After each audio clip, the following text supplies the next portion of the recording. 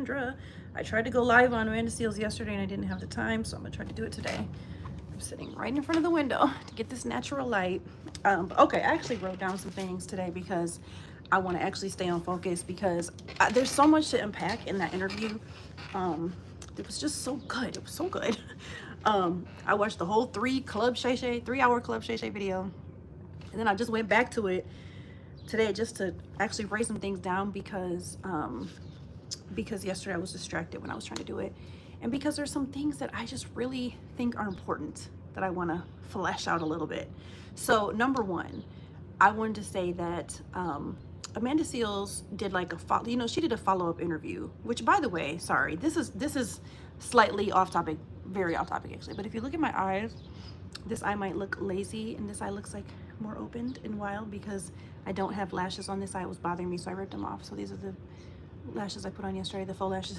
So that's why my eyes, I feel like it makes my whole face look funny. But anyway, so I watched a follow-up video from Amanda, from her, I don't even know what it is. It's one of her YouTube channels, the Amanda Seals Show or something, where she's interviewing with, I forgot his name, Special or something. Anyway, and she was doing a follow-up of her Club Shay Shay interview, and what she said was that she felt interrogated by Shannon. And I was thinking that too. When I was watching it, I was thinking, why is he pressing her so hard about her experience with racism as a child? Particularly because she was a child. It's one thing to question someone about their experience with racism as an adult because you're responding through an adult lens. You know, you're processing what happened to you through a lens that understands a lot more.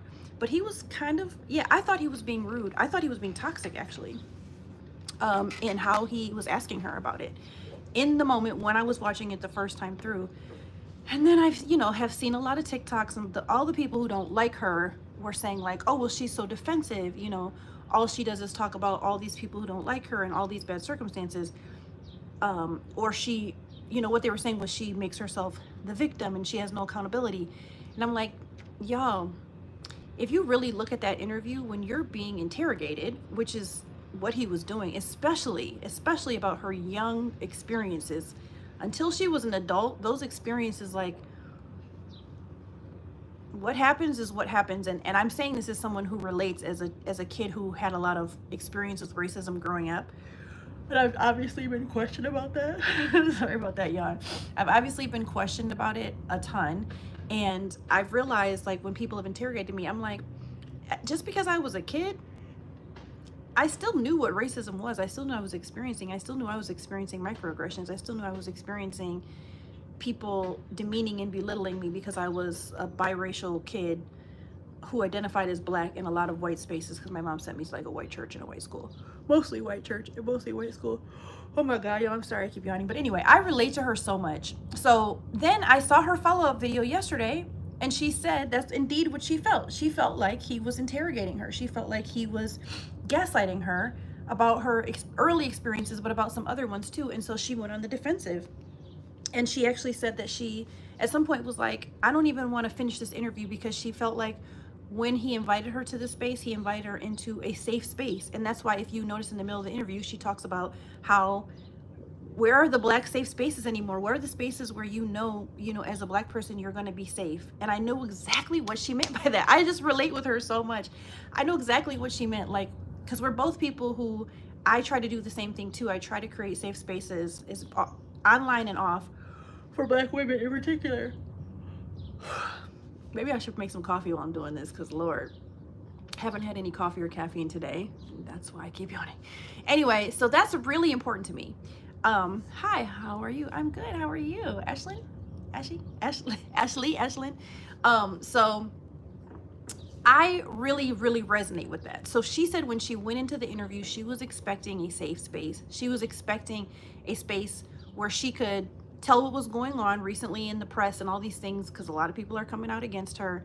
And she thought that she was going to be able to share without being interrogated. And I totally resonated with that. And it wasn't just about her early experiences with racism. It was also about what happened at the Emmys party. It was also, he asked her, like, why do you care when people say bad stuff about you? Hey, Kita, good job working out. So he had said, why do you care when people say bad stuff about you? And she was just like, well, I'm human. Because, hey, prayed up goat. Thank you. I appreciate it, even with my funny looking eyelashes.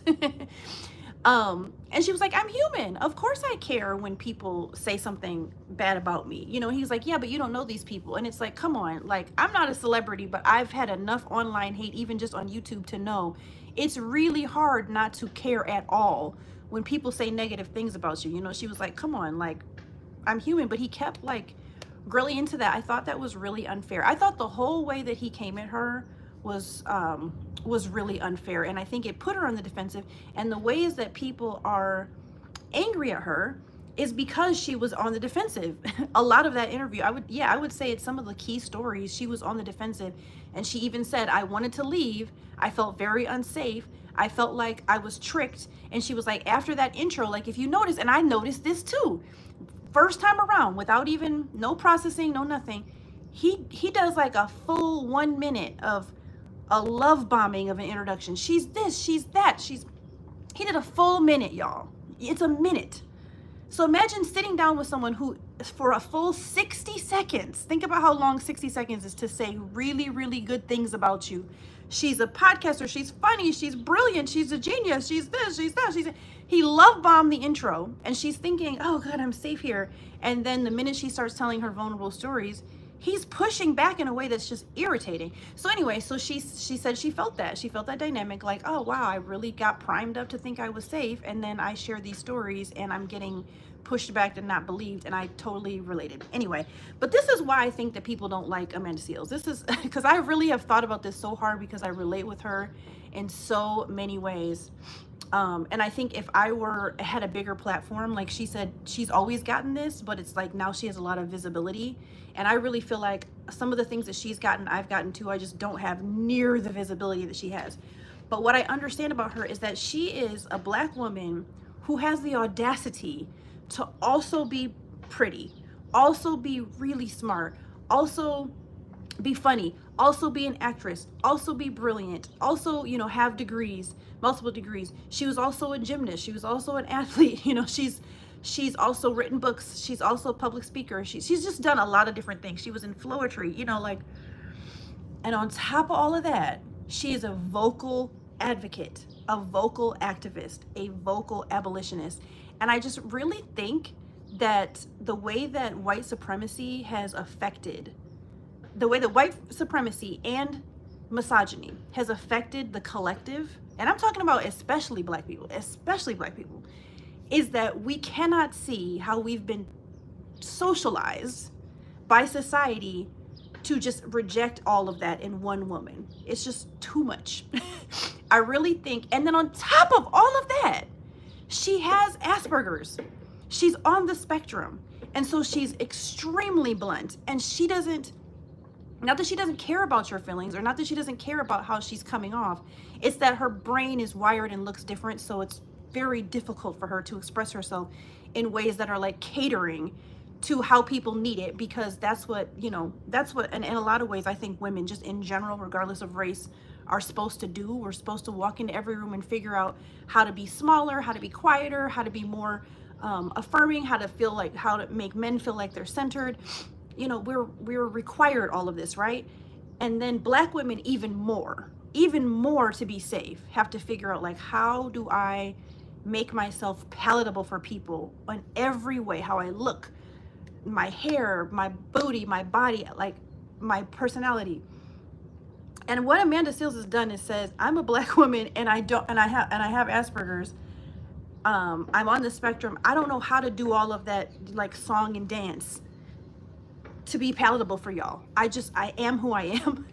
And I really think what people don't like about her is that she's this Asperger's aspect, the autism, the way that it makes her unpalatable. Like, I don't care to be palatable. I can't do that. I just have to be myself. I think the way that plays out is that people just don't like her for being someone who's neurodivergent.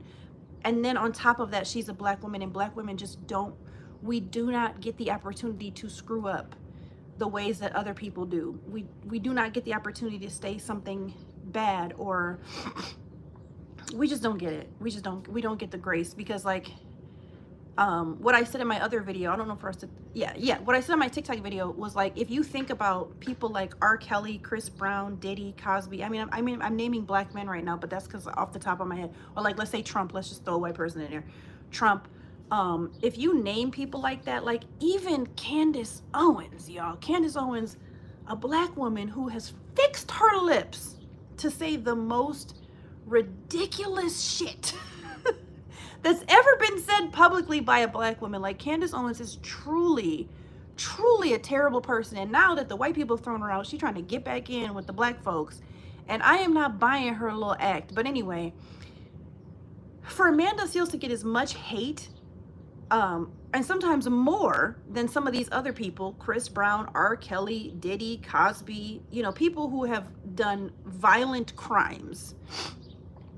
And no one yet has come forward with any hate about Amanda that's about her actions. And she said it in the video. She said, I'm not duplicitous. I'm not a liar. I don't steal. I don't try to hurt people. I don't do crimes. I'm adding this. She doesn't, she doesn't lead sex slave rings. She's not a pedophilia. She's not grabbing men by the dick. She's a normal woman just trying to exist. And she kept saying that over and over. And like, I'm just trying to exist as who I am. I'm someone who's actually very loving. Like, I'm very passionate. I have these, I have really strong views about things, and I'm just trying to exist and do work that I love. And while I'm trying to exist, having the audacity to be a combination of all of these things, I'm getting a lot of bullying. I'm getting a lot of hatred.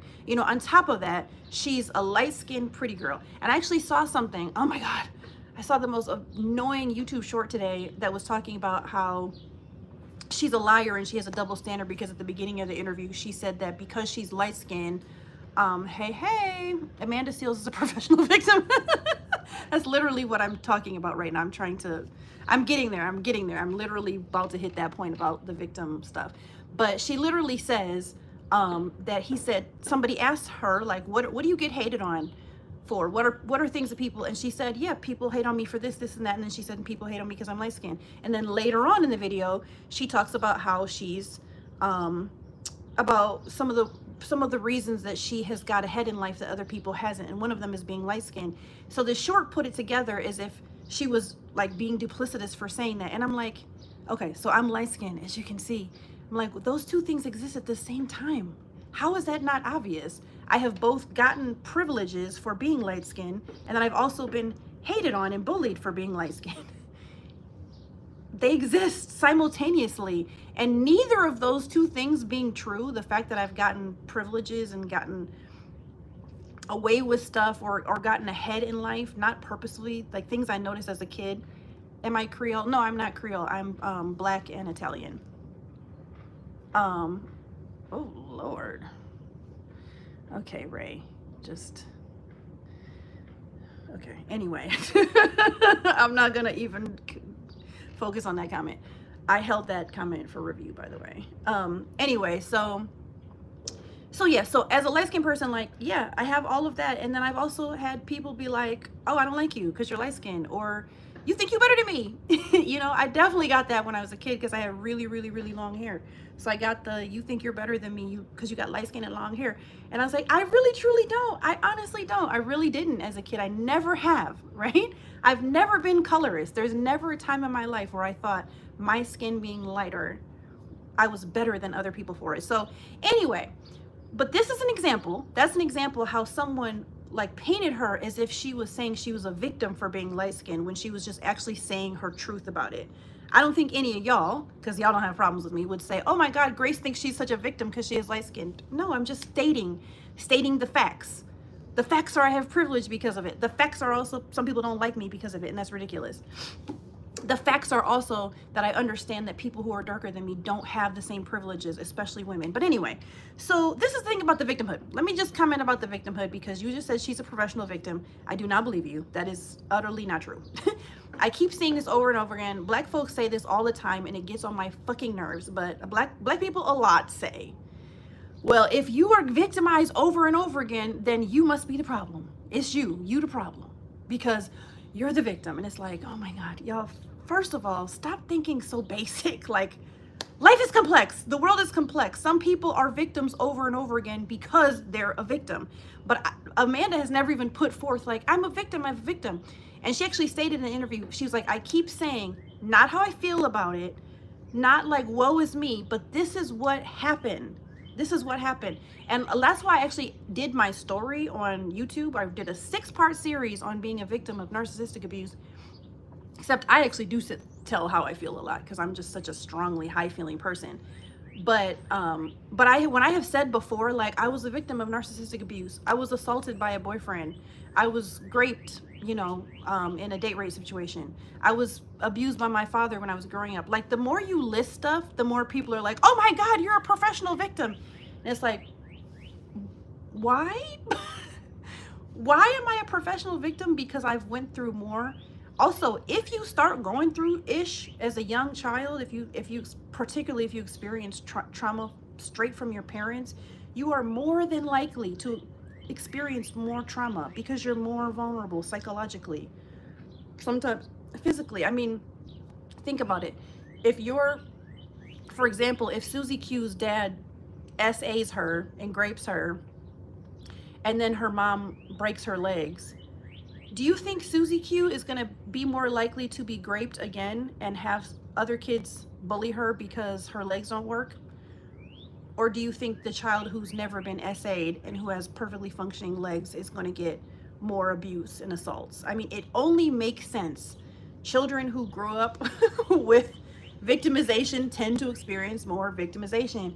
That does not mean you're the problem. And I keep hearing people say, which is fucking pissing me off, not just about Amanda, but just in general, like, girl, all you do is talk about your stuff, so you must be the problem. And it's just such a simple-minded way of thinking. So anyway, if I can challenge anyone, y'all, it's ridiculous. That's not true. Especially after I listened to this video and I was like, wow, she really did tell these stories without saying how she felt.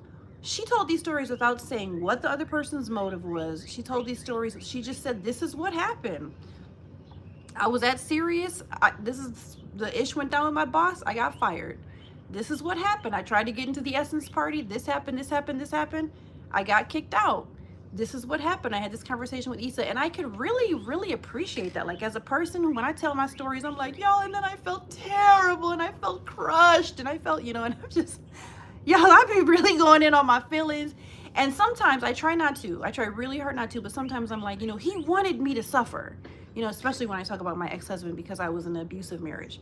I'll say stuff like that. Like, he liked when I suffered. He got a nut off when I suffered. You know, I'll say little things like that. But she was not doing that. She watched the whole 3 hours. She doesn't do any of that. She's simply stating what happened. And when you look at all of these things, you cannot say someone is a professional victim for stating what happened in their life unless you really truly believe she's lying. I do not think she's lying. I think what I got out of this is that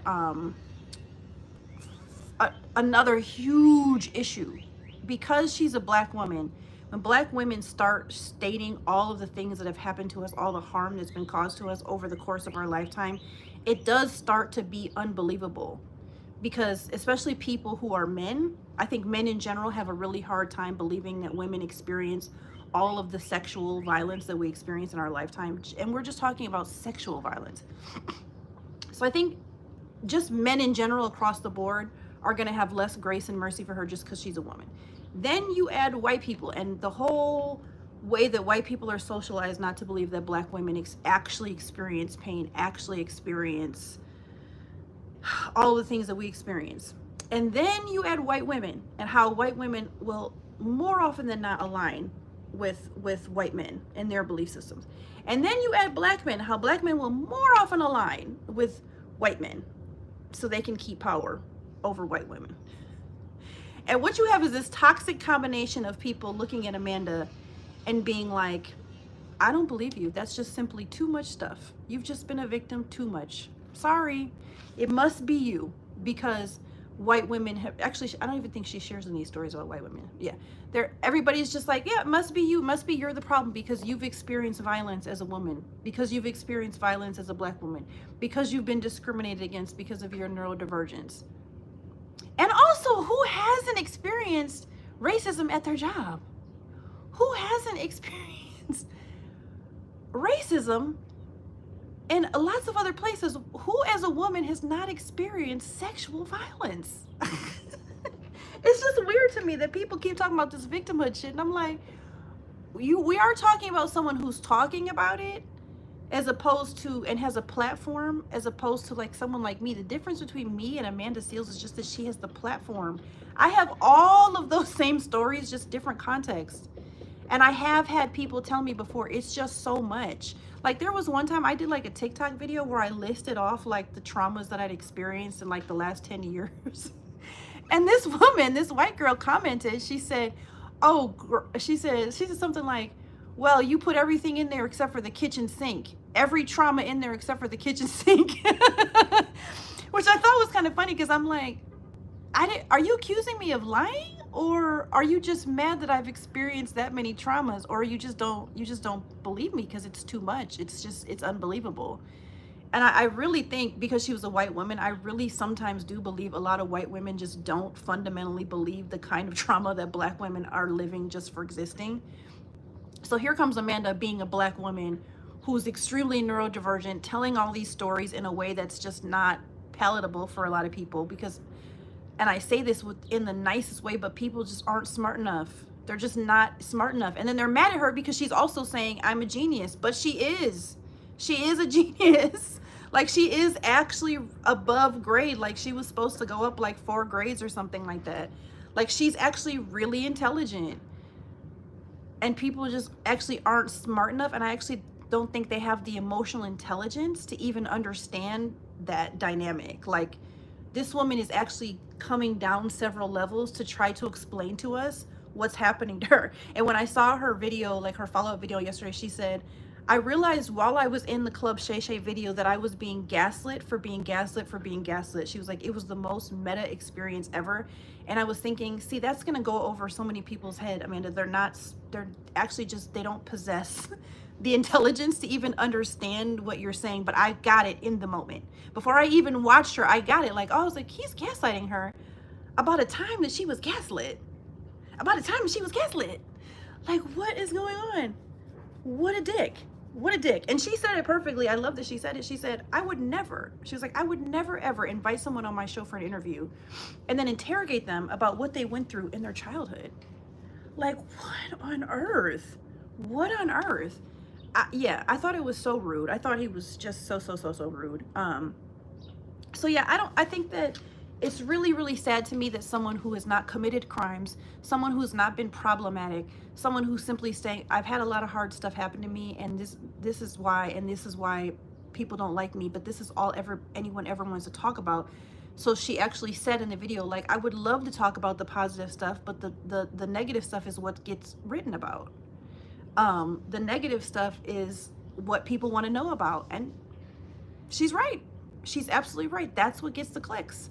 You know, that's what sells the newspapers, even though we don't have newspapers anymore, but y'all know what I mean. Like, that's the money maker, is Amanda's a victim. And now she has the gall and the audacity to be standing against a genocide that, you know, in the country she lives in, we are the superpower carrying out a multi-billion-dollar war.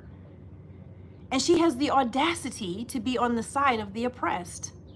And so you have, and can't nobody tell me, you have actual big giant news outlets trying to silence activists. This is part of why TikTok is getting banned, I believe, completely fully, because too many people are speaking out.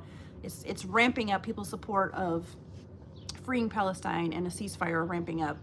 And this is, yeah, she's a troublemaker, you know. She's a troublemaker. Back in the 60s, the government probably sees her how they saw King and Malcolm X. So she has the audacity to be visible, vocal about the bullshit that our country is doing, on top of all of this other stuff. And then all of a sudden, 3 major news publications are coming out with articles against her. I think the Griot, I don't know who the other 2 were. But the articles, again, she pointed out, she was like, it's not really about anything that I've done. It's hearsay. It's not actually showing even journalistic integrity. And I don't know. I feel sad for her. I feel sad for her that she exists in a time, in a space, in an age, in a day that most people are not smart enough to understand her or even understand why they hate her. Like for me, it's kind of like why people, you know, like when black men when black men only date white women and they don't even understand why they do it. They're like, oh yeah, I'm just only attracted to white women, and don't even really understand. It's the closest example I can think of where people will carry out whole life patterns that are just really toxic and weird and not understand. And I think what people don't understand about what they don't like about Amanda is what they don't understand. Like literally, this country has taught you to hate women. And I'm sorry that you don't understand that, but you don't. And I'm sorry that you don't understand how black women are literally at the bottom of everything, of every cultural and racial people group, privilege, everything. But we are. And the fact that you don't have tolerance for her because she's a woman, but you have tolerance for Dave Chappelle saying all the stupid, crazy shit he says, all the homophobic, transphobic shit he says. You have tolerance for that. You have tolerance for Diddy raping little girls and R. Kelly raping little girls and Chris Brown beating women up. Y'all got tolerance for that. But let it be a black woman whose only real crime is being extremely neurodivergent and maybe rude sounding and loud and vocal and beautiful and talented and an abolitionist and an activist, and you don't get why you hate her. I don't know. I just feel bad for us. I really think a lot of times a lot of us are just lost in the motherfucking sauce. I think we're just lost in the sauce. Just lost in the sauce. And I feel bad for this generation a lot of times because I'm like, I'm sorry that y'all don't see this. I feel bad. Anyway, what was this message? Am I Creole? Do I look like I'm on the Spanish side? Who's black and who's Italian? My dad is black. My mom was Italian. But she has gone. Thank you for the roses. I appreciate it. If I want to stop racism, stop talking about it. You're so dumb. Jennifer, I'm sorry. That's not how things work. It says, you want to stop racism, stop talking about it. Keeping it alive. This is sickening. As a woman, it's tiring. Yeah, I'm sorry, Jennifer. That's really ridiculous. And I'm not going to stop to teach you. But people being actually racist is what keeps racism alive. People talking about racism and creating awareness around it and trying to educate people who are as unintelligent as you is what helps bring it to life and get rid of it. I'm mixed with Indian, black, white, Irish, Scottish, Jewish, and Canadian. My mom is from New Orleans and my dad's from Canada. Yeah, that's interesting. My grandpa's actually French Canadian from Canada. My mom is Vanessa Williams and my dad is a straight white boy.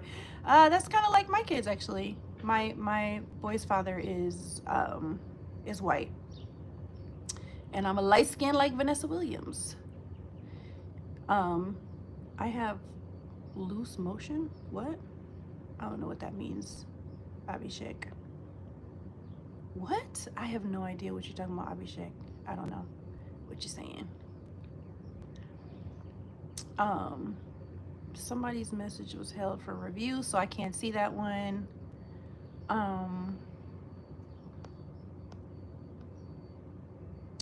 That's such a good example. Thank you, Kita. Thank you. I'm not sure what you're talking about, Abhishek. I don't know. But anyway, I'm going to wrap this up. It's been long enough. I guess my challenge is, you stuck on the toilet? I don't want to know that. I don't want to know about that right now, Abhishek. I don't want to know that you're on the toilet.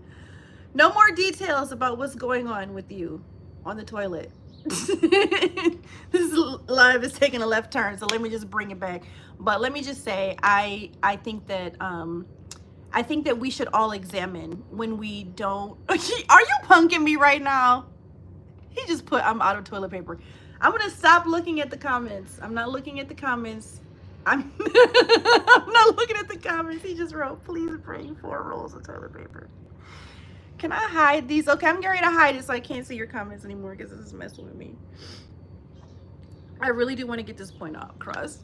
What I'm saying is, if you have thoughts about someone like this, like about Amanda Seales, because she's so polarizing. She has such, you know, like really, really, really distinct points of view, and you don't like them. I think it's really worth considering, like, what might be going on in me. Is there misogyny going on? Have I been taught some sort of weird white supremacist heteronormative patriarchy BS that's just like swirling in my head?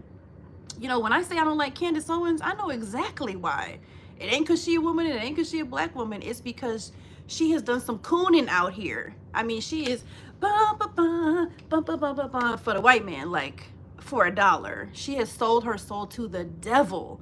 That's why I don't like her, because of all of her actions and all the things she said. Ain't got nothing to do with her tone, ain't got nothing to do with nothing. So I think we do need to evaluate, and if there's a reason not to like someone, like for example Diddy, all the stuff that's coming out about him, allegedly the stuff that Diddy has done, I think that's a good reason not to like someone. All the stuff that came out about R. Kelly, for example, those are good reasons. He's a pedophile. He married a 15-year-old. You know, I think those are good reasons. But with Amanda, just saying like, oh, I don't know, I just don't like her, I don't like her tone. Come up with some actions, especially if you know someone is neurodivergent. Especially if you know someone is neurodivergent. And I'm glad that she came out with it. I'm really glad. She also said that a lot of what she said about her neurodivergence was cut. She said it was cut from, she said, she talked a lot about how black women have a really hard time getting diagnosed in adulthood with Asperger's or different forms of autism on the spectrum, because of the country's racism and how black women are literally treated differently.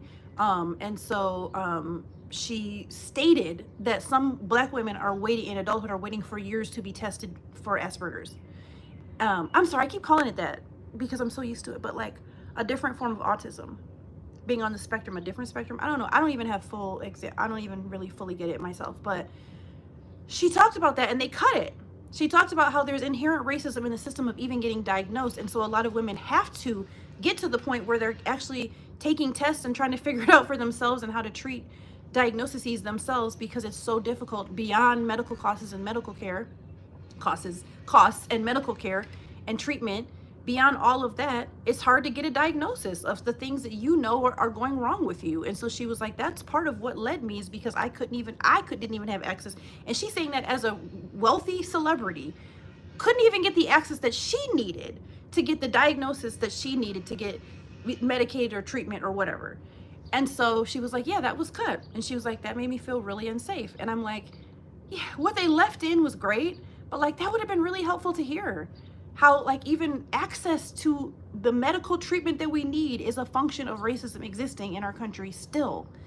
How black women are still in this country not believed when we are in pain and dying. How black women die in childbirth. Jennifer, all my comments talking about racism keep us alive. Okay, well then why do more black women die in childbirth in this country than in several third world countries? Several.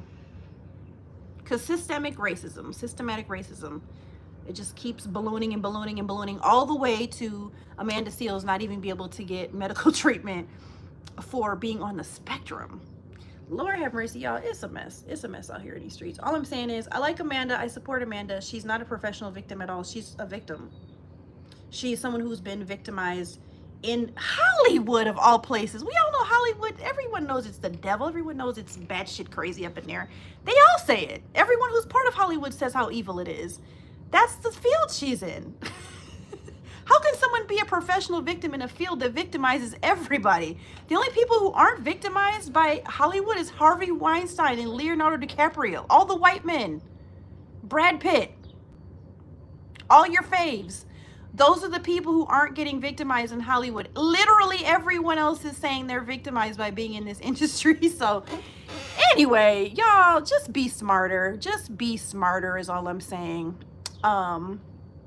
Ew, who is this being put out to? Who is on here talking about you love Candace? Candace is not a female Umar. Candace is a fucking idiot. She's a coon. I'm sorry, but she is. She's betraying black people for money. So there will always liberals and conservatives. There will always be get over it, little girl. Okay, Abhishek. Why don't you go deal with your toilet paper situation?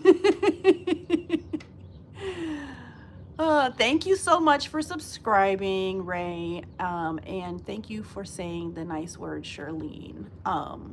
Whatever your situation is, yeah, let me know. But anyway, I have a podcast on here under my podcast tab. So go check it out if you haven't. I'm working on episode 12 right now. I have a full 6-part series on being a victim, a survivor of domestic violence. And I have a bunch of shorts about narcissistic abuse. And you can follow my TikTok of the same name. Don't forget, if you want to support me, please support me on Patreon. The link is in my, link about section, because I need some support on Patreon. So thank you for coming to my live today. Bye, y'all.